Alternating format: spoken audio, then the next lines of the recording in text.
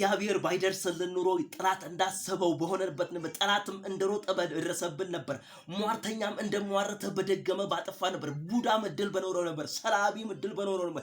ነገር ግን እግዚአብሔር እንዲህ አለው በኢየሱስ ክርስቶስ አንተ ላባ በኢየሱስ ክርስቶስ ሊገለው እኮ ነው ሸምቆ የሰባት ቀን መንገድ ያህል ዋጋ ከፍሎ የተጓዘው ሲደርስበት እንዲህ አለው።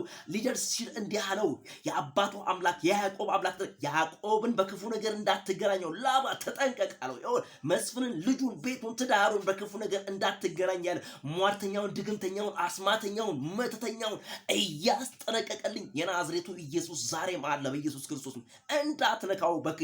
እሱ የምትነካ ከሆነ እኔ ነካ እንደ አይኔ ብሌን የማየው ነው በኢየሱስ የእግዚአብሔርን ወንጌል የሚናገር ነው ኢየሱስ እንዳትነካው አንዳች እንዳታደርግበት ሲለኝ በእግዚአብሔር ጥበቃ ስር ተጠብቄ ዛሬም አለው። ስሙ ለዘላለም ይባረክ። የልዑል አምላክ የእግዚአብሔር ጌታ ለዘላለም ይባረክ። ወንጌል ይለውጣል፣ ወንጌል ያሸንፋል፣ ወንጌል ያስመልጣል።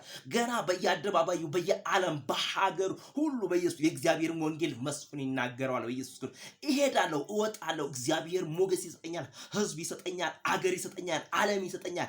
እግዚአብሔር አምላክ ቀንዴን ከፍ ከፍ አድርጎታል፣ ራስ አድርጎኛል በኢየሱስ። ይሄ ለኔ የመውጣት የመስፋት የማለፍ የመውጣት ዘመን ነው። ስሙ ለዘላለም ይባረክ።